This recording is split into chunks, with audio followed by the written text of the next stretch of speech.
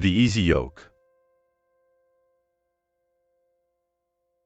Come unto me, all you who suffer and who are overburdened, and I will comfort you.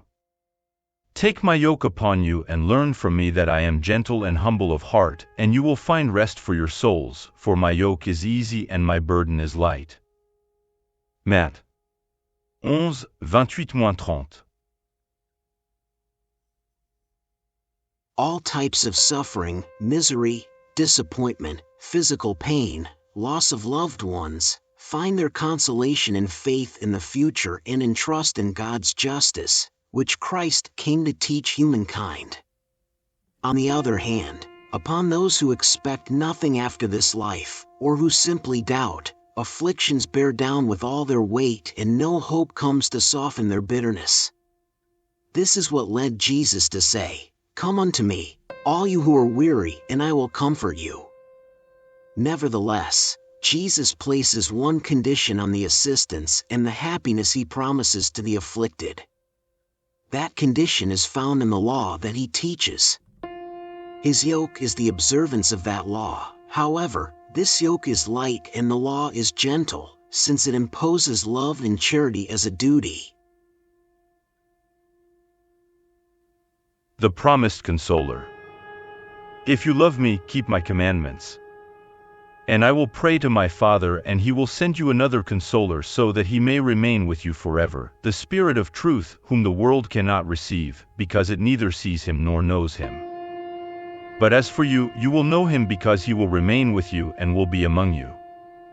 But the Consoler, who is the Holy Spirit, whom my Father will send in my name, will teach you all things and will enable you to remember everything that I have said to you. John 14:15-17-26. Jesus promises another consoler, the Spirit of truth, whom the world does not yet know because it is not mature enough to understand him, and whom the Father will send to teach all things and bring to remembrance what Christ has said. Therefore, if the Spirit of truth was to come later to teach all things, it was because Christ had not said everything.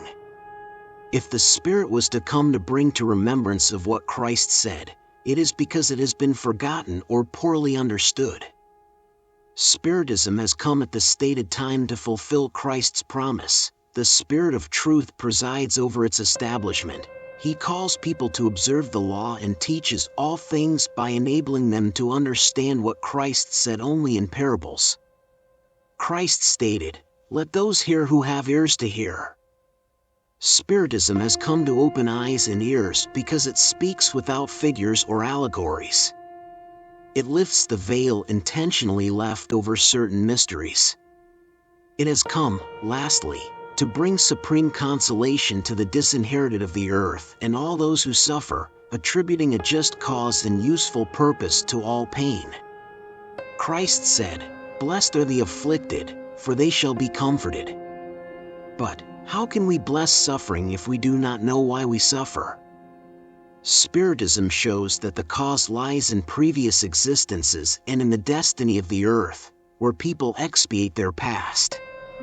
It shows them the purpose of their sufferings as being salutary crises that lead to healing, and the purification that ensures happiness in future existences. People understand that they deserve to suffer and they find suffering to be just. They know that this suffering aids their progress and they accept it without complaining, just as workers accept the work that will ensure their wages. Spiritism provides them an unshakable faith in the future, and bitter doubt no longer falls upon their soul. It enables them to see things from a higher point of view. The importance of earthly vicissitudes is lost in the vast and splendid horizon that Spiritism contemplates, and the perspective of happiness that awaits them gives them the patience, resignation, and courage to follow their pathway to the end. Thus, Spiritism accomplishes what Jesus said about the promised consoler, knowledge of things, which enables people to know where they have come from, where they are going, and why they are on the earth. It is the call to the true principles of God's law and consolation through faith and hope.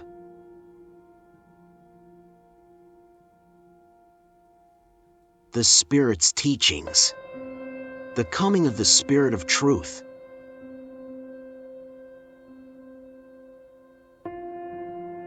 I have come, as I once came amongst the wayward children of Israel, to bring the truth and dissipate the darkness. Listen to me. Spiritism, as my word of old, must remind disbelievers that above them reigns the immutable truth, the good God, the great God who makes the plant germinate and raises the tides. I have revealed the divine doctrine, and like a reaper, I have gathered into sheaves the good scattered amid humankind, and have said, "Come unto me, all you who suffer." However, ungrateful men and women have strayed from the straight and broad way that leads to the kingdom of my Father, and have become lost on the bitter path of impiety. My Father does not want to annihilate the human race. He wants you, through the help you give one another, both the living and the dead, that is, dead according to the flesh, since death does not exist, to succor one another, and for the voice of the prophets and apostles no longer to be heard, but instead, the voice of those who have departed from the earth, proclaiming to you, pray and believe. For death is resurrection, and life is the chosen trial during which your cultivated virtues must grow and develop like the cedar. O frail humans, who are aware of the darkness of your minds, do not stray from the beacon that divine clemency has placed in your hands to enlighten your way and lead you, as lost children, back to the bosom of your Father. I am too moved with compassion for your miseries, your great frailty, not to extend a secure hand to those wayward unfortunates who, seeing heaven, fall into the abyss of error. Believe, love, and meditate upon the things that are being revealed to you. Do not mix tares with the good seed, utopias with the truth. O Spiritists! Love one another, this is the first teaching. Educate yourselves, this is the second. All truths are found in Christianity. The errors that have become rooted within it are of human origin, and here, beyond the grave, which you believed was nothingness, voices cry out to you. Brothers and sisters, nothing perishes. Jesus Christ is the victor over evil, be victors over impiety. Spirit of Truth, Paris, 1860.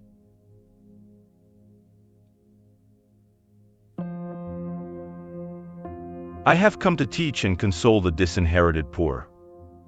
I have come to tell them to raise their resignation to the level of their trials, to weep, for sorrow was consecrated in the Garden of Olives, but also to wait, for consoling angels will come to wipe away their tears. Workers, trace out your path. The next day, restart the trying journey of the day before. The labor of your hands supplies earthly bread for your bodies, but your souls are not forgotten. I, the divine gardener, cultivate them in the silence of your thoughts. When the hour for your repose sounds, when the thread of your life slips through your fingers, and when your eyes are closed to the light, you will sense my precious seed emerge and germinate within you. Nothing is lost in the kingdom of our Father, and your sweat and miseries form a treasure that will make you wealthy in the higher realms, where light replaces darkness, and where the most unclothed among you will perhaps be the most resplendent. Truly I say to you, those who bear their burdens and help their brothers and sisters are my beloved. Instruct yourselves in the precious doctrine that dissipates the error of rebelliousness and teaches you the sublime purpose of the human trial.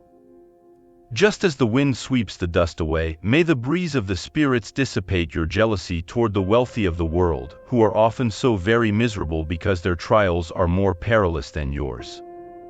I am with you, and my apostle teaches you.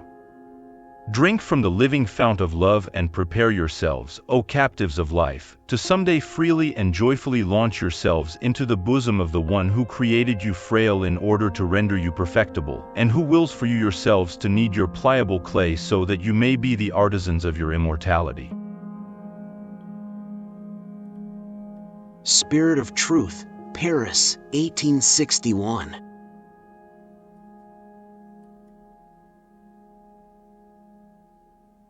I am the great doctor of souls, and I have come to bring you the medicine that shall heal them. The frail, the suffering, and the infirm are my favorite children, and I have come to save them. Therefore, come to me, you who suffer and who are overburdened, and you will be soothed and consoled.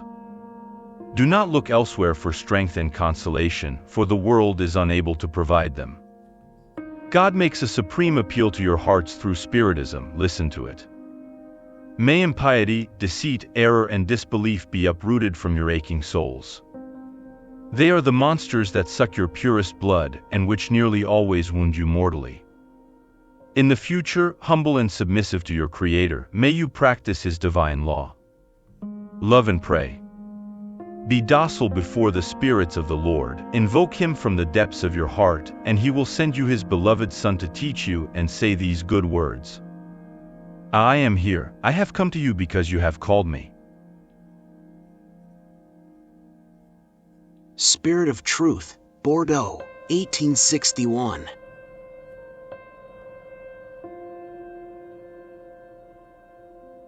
God consoles the humble and gives strength to the afflicted who ask for it. God's power covers the earth, and everywhere, beside a tear He places a consoling balm. Devotion and self-denial are a continual prayer, and they contain a profound teaching. Human wisdom resides in those two words. May all suffering spirits understand this truth instead of complaining about their pain, about moral sufferings, which in this world are your lot. Therefore, take these two words as your motto, devotion and self-denial, and you will be strong, for they summarize all the duties that charity and humility impose on you. The sentiment of a duty fulfilled will provide resignation and rest for your spirit. The heart beats better, the soul becomes serene, and the body is no longer feeble, because the body suffers all the more depending on how deeply the spirit is struck. Spirit of Truth, Havre, 1863.